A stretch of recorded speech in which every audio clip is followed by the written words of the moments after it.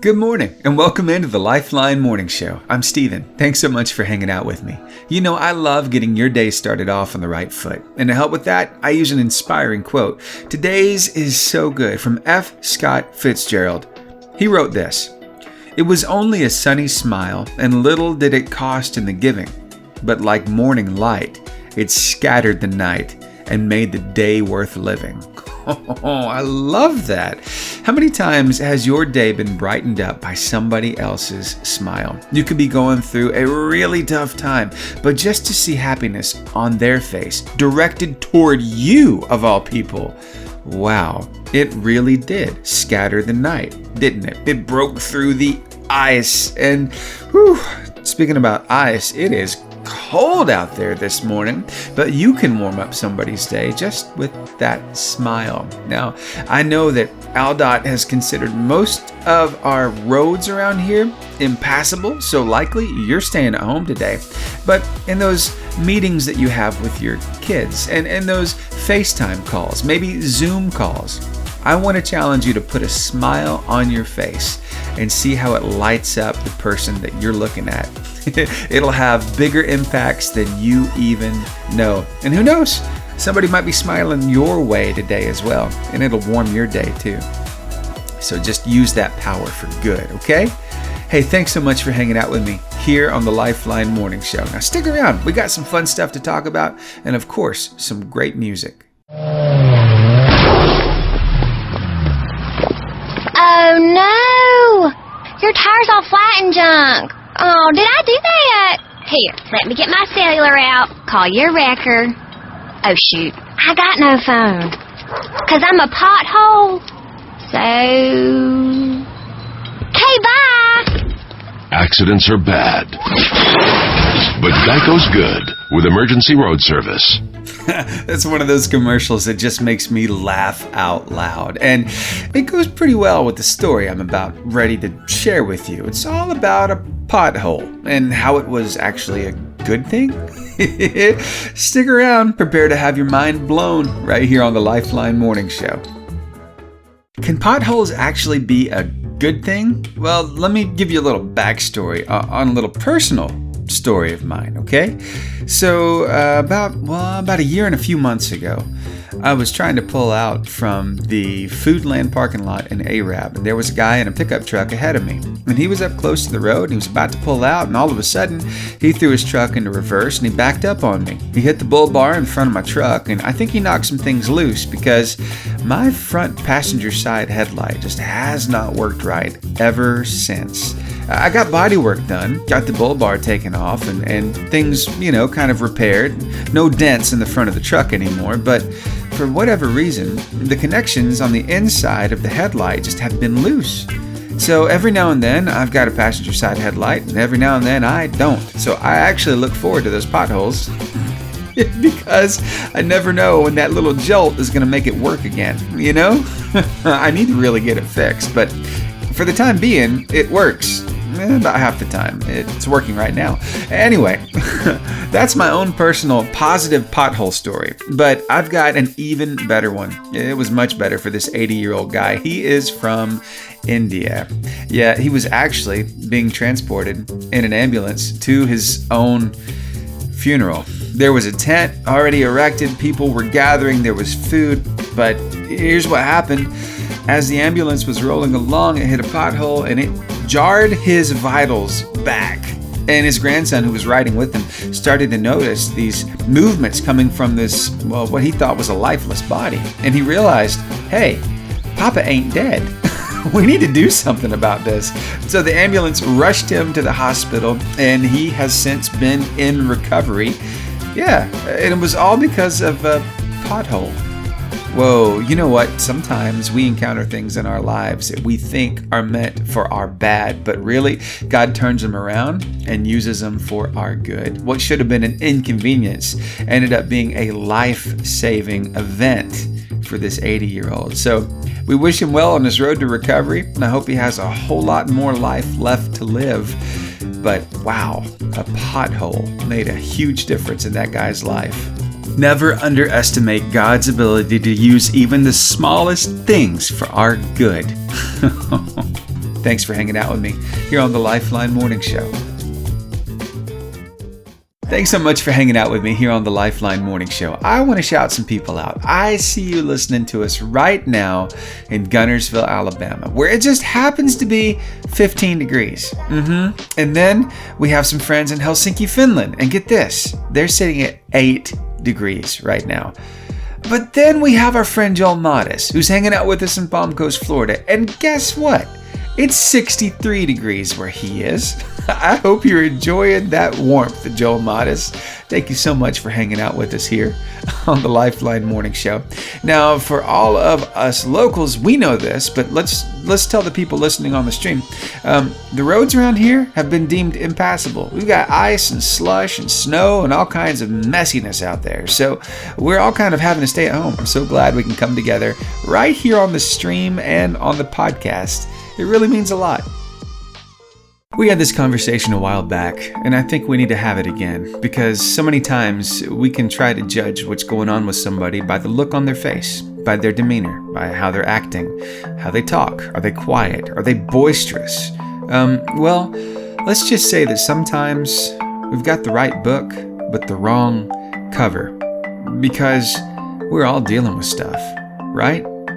I came across Carla, who has a little insight into when her husband is really looking down, or distant, or just can't come up with the words. Here, see what you think about this. When he's silent or distant, he's not ignoring you. He wakes up every morning before the family and gets ready for work. Then he goes and gives Mama a kiss, trying not to stir her. And on the drive to work, all of his battles run through his head. The to-do list, a mile long, endless bills that need to be paid, a partner that needs him, kids that miss him, projects that have been postponed or put off. He never really gets a chance to decompress. He doesn't get timeouts. But he keeps going, even when he feels like he's failing and falling. He digs for the strength and the courage to keep the course, even when he can't see the destination. He wants his family to thrive, not just survive. He's silent because he's trying to gather his thoughts and compose himself so that he doesn't explode and damage those around him that aren't at fault. So just be patient. He's stronger than you know. And this truth doesn't just apply to husbands. It can apply to anybody who's trying to go through this life. It's tough, and we need each other. So instead of jumping to conclusions and judging somebody based on how they look, let's get to know them a little better. Let's give them a little support. Let them know that they're loved. And let's see if that doesn't change things. Thanks for hanging out with me here on the Lifeline Morning Show. Though it's so cold and icy and messy outside, we had some amazing weather this past weekend. So on Saturday, we decided to go to Huntsville. We went to Parkway Place Mall, something we used to do on our date nights, but we haven't gone over there in a while. So a lot of those shops have changed out. Some are gone, some new ones are there. And so it was fun kind of walking through, seeing what all they had. And we had to do some shopping for my daughter. Some school clothes because she's growing like a weed. It's crazy, right? But it reminded me of my childhood. We used to spend a lot of time at the mall. But I wonder, how does Gen Z pass their time? What do they do for fun? I came across a few answers, and I think you'll be astounded at just how much of a homebody most of them are. Stick around. We'll get into it shortly, right here on the Lifeline Morning Show.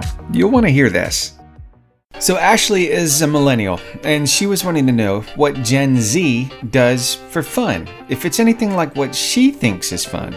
Because, generational gaps, there seems to be a little bit of a difference there. So she asked the question, and her video went viral on TikTok really quickly. There have been quite a lot of responses, but I think maybe we need to preface this by a little bit of science. Now this is from an expert. Sean Lyons, he's a professor of leadership and management at Gordon S. Lang School of Business and Economics. And here are a few facts that he pointed out. The emergence of social media as a major life influence and the impacts of the pandemic seem to have created some different social interaction patterns in Gen Z compared to millennials. You have to remember, too, that Gen Z is the first generation to move into adulthood with the option of doing almost all their interactions through their phones and laptops. That's connecting with friends and family, shopping, dining, entertainment, and even learning and working. And he says that he's witnessing a bit of a shift with the youngest members of Gen Z, leading toward more desire for face-to-face activity. But he hasn't seen any clear evidence yet to support that as a trend. So what did the viewers on Ashley's video say that they do for fun? Well, here are just a few of the responses. Alice says, I'm 23 and there isn't much to do anymore and it's too expensive, so I crochet and play video games. Another millennial weighed in and said every Gen Z I know is in their grandma era at 22, crocheting and reading books on the weekend, which is fine, but it's so not what I was doing at 22. Another person says, me and my Gen Z friends go grocery shopping or cook together. I cherish these times. Another person says, the older Gen Zs are just tired. We're playing board games and crocheting at home. You see a trend here? Yeah, they're more and more homebodies, not really going out that much, but they enjoy some quality time. Maybe not in how many people they meet with, but in the quality of what they're doing. So, hey, to each their own. It's just fun to note these little differences. Now, the mall is still there, and I would suggest maybe going and visiting every now and then. It kind of gets you out of your shell and actually forces you to be around other people. It can be good for you. Thanks for hanging out with me here on the Lifeline Morning Show. I don't know about you, but I prefer those prices that don't hurt my wallet. You know what I mean? For instance, just last week I was at the meat market. I was there to get a little bit of meat, a few things to fix for supper, but I really needed some hamburger buns. And I looked at the rack and there was nothing there. And I asked him, I said, so did y'all run out of bread? She said, well, they brought us almost outdated bread. Most of it was going out. But you're welcome to go and look back there in the corner. If you see any that's in date, you can have it. I'm like, oh, okay. So that was a 5-finger discount right there. That was free $99. I enjoy prices like that. And hey, if you enjoy prices like that and you're a teacher, I've got some news for you. Sonic does something really cool for teachers. And your window of opportunity has just opened up. Between January 16th, which is today, and January 19th, educators can enjoy exclusive deals from Sonic. Teachers, faculty, and staff working in K-12 schools or degree-granting universities are eligible for these deals by joining Sonic's Teachers Circle on the app. And you receive daily freebies. Yeah, how cool is that? Tuesday, today, you get a free large drink or slush. Wednesday, a free regular breakfast burrito. Thursday, a free small cold brew. And Friday, free French toast sticks. And it's kind of complicated to get to this, so I'm going to help you through it real quick. I helped my wife actually become part of the Teacher's Circle last night. So if you will open up your Sonic app, what you're going to do is go to your profile. And of course, that's that head and shoulders in the top right corner of your screen. After you've already created an account, you go down to account. When you pop that up, it'll say profile, payment methods, and then underneath, I'm a teacher. Click that and you can become part of the Teachers Circle. Put all your credentials in there and then you can take advantage of the freebies. So I just had to tell you about it. You teachers rock. Thank you for all you do. And not just you teachers. I mean, everybody who works at the school, from the lunchroom ladies to the custodians, to the counselors, the principals, you all do an amazing job. Thank you for what you do. And I'm so glad I can pass along this information that you get some free stuff from Sonic. So pretty cool, huh? And you can look for this too after summer when things get rolling back and everybody gets back into school, because they do it twice a year. So be watching for that. Thanks for hanging out with me here on the Lifeline Morning Show. I still like that price, don't you? Free $99. So what exactly is leadership? Is it being in a position, being a boss? Is it being a manager? What does it feel like? What is it supposed to look like? Hey, I hope you'll stick around because I've got an amazing explanation from Simon Sinek coming up next. I think you're absolutely going to love, because the beauty of it is you can embrace this in any part of your life. You'll see how. So stick around. I don't know if you call him a motivational speaker, a business leader, a guru. I have no clue, but I can tell you that plenty of leaders around the globe think that his opinion matters. They bring him in for keynote speeches and all kinds of good stuff. And I've been following him for a while over on the socials. He described leadership recently, and I thought, whoa, this is so good. I've got to share this with everybody. So without further ado, here is Simon Sinek talking to you about leadership. So I think leadership is one of the most misunderstood subjects in business, quite frankly. Very often when we talk about leaders, we're talking about rank or hierarchy. But you and I both know many people throughout our careers who at very high levels of companies who are not leaders. We do as they tell us because they have authority over us, but we would never trust them or choose to follow them. And you and I both know people at low levels of organizations who have no formal rank or authority, and yet they've made the choice to look after the person to the left of them and to look after the person to the right of them, and we trust them and would follow them anywhere. Leadership fundamentally is the responsibility to see those around us rise. And we hope that you obey and exhibit the qualities of good leadership when you have a position of leadership, but you can obey and pursue good leadership at any rank. Leadership has nothing to do with the rank or position. It's the responsibility to see those around us rise. That's what makes someone a leader. One of the big mistakes is to think that it's all about you. If we could do everything by ourselves, we wouldn't need friends and we wouldn't need a team. We wouldn't need coworkers. We could just do everything ourselves. And at the end of the day, we can't do everything ourselves. And so it's understanding that you're a part of a machine. And the more you help keep that machine well-oiled, which means open and clear communication, setting clear guidelines and expectations, being able to resolve conflict in a healthy manner, things like this help keep the machine working, and that the people who support you will be there for you because they know that you would be there for them. And so what great leaders do is they work to be there for their team members or those in their care. Remember, when we're junior in our companies, when we first join the company will give us tons and tons of training so that we'll be good at our jobs, right? And some people get advanced degrees, engineers and the like will get advanced degrees so that they'll be good at their job. And if you're really good at your job, eventually you'll get promoted to a position where you're now responsible for the people who do the job you used to do. But we very rarely give any kind of training or sort of apprenticeship on how to be a leader. And just because somebody was good at their job doesn't mean they're good at leading other people at being that good at that job. A good salesperson doesn't necessarily make a good sales manager, for example. There are different skill sets. And so one of the things we have to remember when we occupy a position of leadership is we now have the responsibility to see those in our team, do well, to help them work to their natural best. It's not just about us and how good we are or how good we were when we used to do the job they used to do. It's a different skill set and a different mindset. And the beauty of this whole idea is you can apply that leadership to any part of your life. Thanks so much for hanging out with me here on the Lifeline Morning Show. Hey, thanks so much for hanging out with me here on the Lifeline Morning Show. I'm Steven, and hey, just in case you didn't know a little bit of my story, I came to Christian radio through television. Yeah, I used to be in TV news. I was a videographer. I went out and I shot all kinds of video. I've got to meet quite a lot of amazing people. One guy in particular stands head and shoulders above everybody else.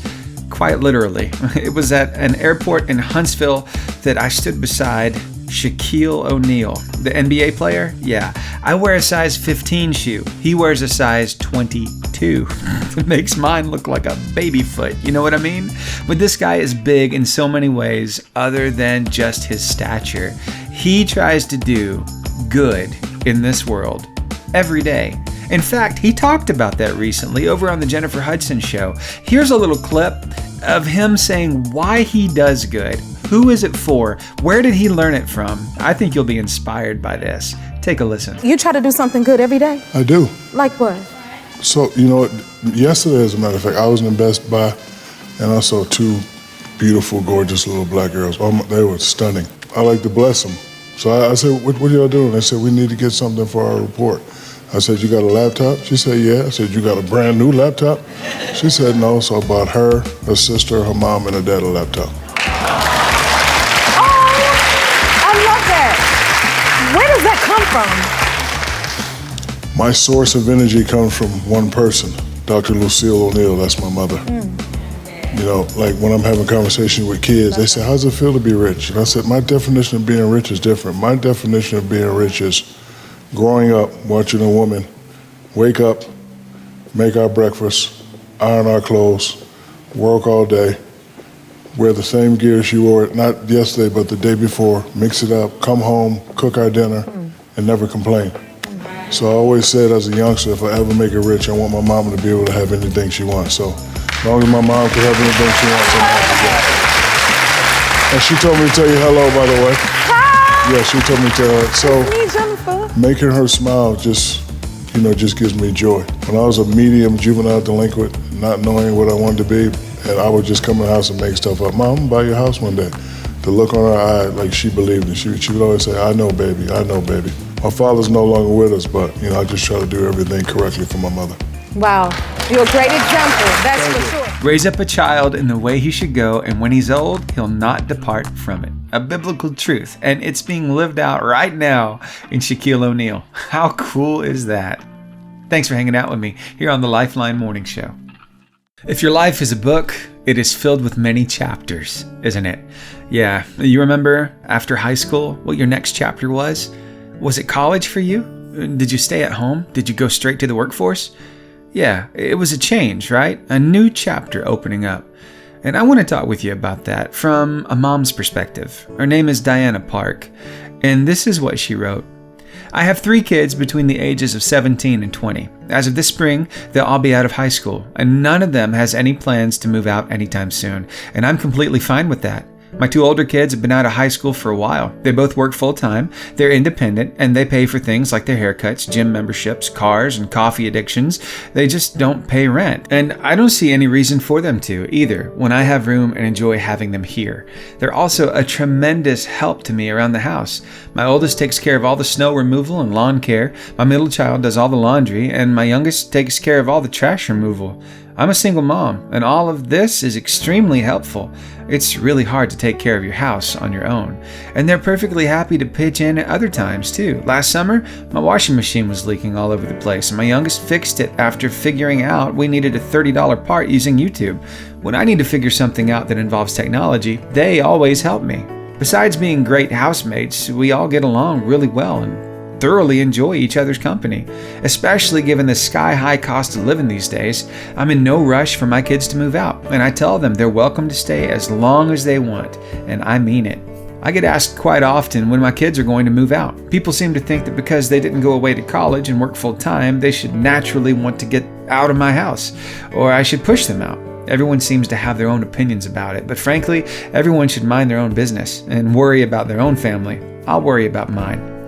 When I graduated high school in the 90s and went to college, it wasn't super common for people my age to be living at home. I may have had a few friends who moved back home after college for a short time, but after you graduated, or if you didn't go to college, you moved out of your parents' house. I remember many of us struggling with student loans, rent, and car payments, even though we had good paying jobs. Why would I make my kids go through that? If living at home for a few years can help them get started out in adult life and prevent them from going into extreme debt, why wouldn't I be okay with the setup, especially when we're all happy with the living arrangements as they are? It would be one thing if they weren't working and were still sitting on my sofa playing video games all day, but they're working hard and learning as they go. I don't listen to all the noise or other people's timelines about what I should and shouldn't do when it comes to my kids. I don't care how old they are. The most important thing is their health and happiness, and I feel lucky to have them live at home. They can stay here as long as they want, and everyone can keep their opinions about that to themselves. I love Diana's attitude toward this. It's like, hey, I'm doing what's best for my family. If they want to live here, they can. If they want to move out, they can. But that is the heart of a mama, and I just had to share it with you. Thank you so much for all you do, moms. You do an amazing job raising your kids however you see fit. I was talking with you earlier about how I got to Christian radio from television news, and I talked about that during the Shaquille O'Neal story a few minutes ago. If you missed that, you can catch it on the podcast afterwards over on Spotify at 10:15 this morning. But now I want to talk a little bit more about one of my pet peeves from television news, and that is when people go into their news voice. Yeah, they'll sound normal all day long until you flip that camera on. And then it's like this broadcast, I don't know if you would call it an accent or what it is, but it's so precise and accurate and it's so pronounced. I understand that they want to be heard, but my goodness, it's tough, isn't it? I mean, I could be on the radio and talk with you like, I don't know, a game show host. Would you like door number 1, door number 2, or door number 3? A brand new car. But you don't hear me doing that. No, gotta keep it real, right? So, Kayla, well, let's just say she's got a broadcaster voice, and she uses it quite hilariously when dealing with her kid. Take a listen to what happened recently. Kayla Sullivan reporting live from outside my son's bedroom, where he's currently being detained until nap time is over. Now, this story does involve a minor, so I can't release specifics, but what I can confirm is my son is a 2-year-old terrorist who held me hostage at the Olive Garden earlier today. It's important to note the friends I met there do not have children and likely never will after witnessing this situation firsthand. This is an active investigation, but authorities believe the proper precautions were taken. I brought my son's favorite snacks and even risked judgment from other moms by bringing an iPad. But not even Cocomelon could have stopped this meltdown.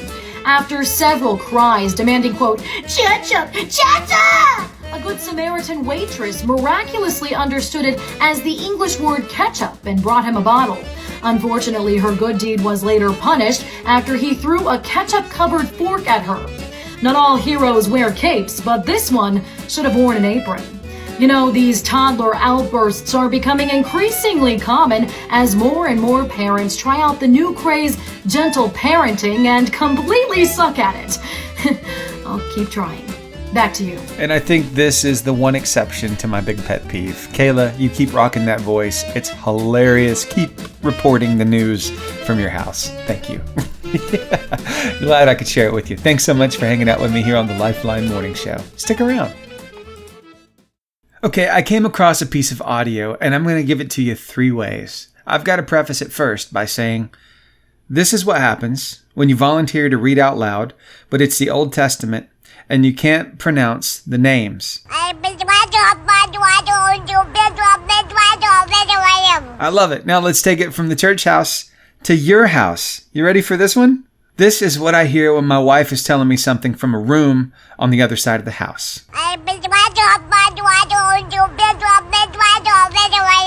Sorry, babe, could you repeat that? And finally, we've got to set this baby gibberish to music. Take a listen at this. Some very gifted musicians over on TikTok.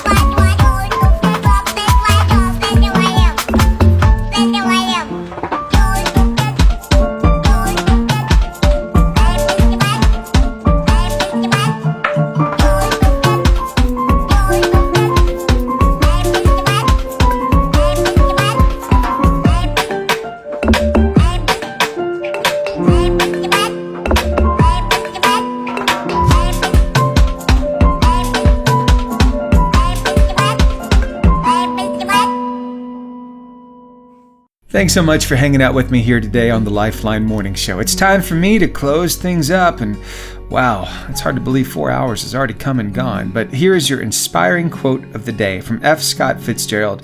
It was only a sunny smile, and little did it cost in the giving, but like morning light, it scattered the night and made the day worth living. You have that kind of power within you. Just a simple smile to a stranger can really brighten their day. It may actually be the only glimmer of hope they see, and you are the reason for it. So use that smile wisely. Use it generously. Give it away today. You never know how you might impact somebody else. All right, that's going to wrap it up from me. I hope you have a great rest of your day. Please keep it locked in right here to 88.5 JFM online and on the podcast. Of course, you can catch out today's show and subscribe and share it with a friend. We'd be honored if you do that. Again, that's over on Spotify. Just type in Lifeline Morning Show at 10:15 this morning. You can find it right there. All right, have a great day.